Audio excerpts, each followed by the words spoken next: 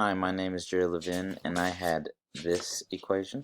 So to begin, first we got x equals -3 over here. So first we got f -3 equals square root of 2 minus -3 plus 5.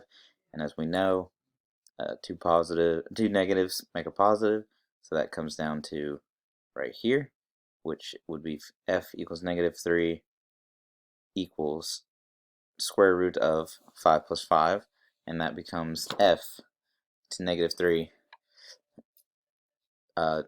equals the square root of 10. Now, go on to the second one, which is x equals 2.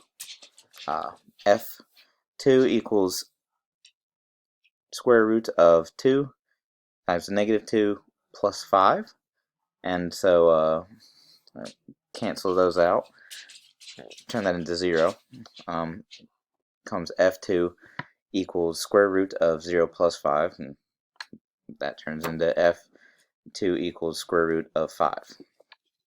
For the final one, you have x equals -a, and put that into the equation, equals square root of 2 minus a plus 5.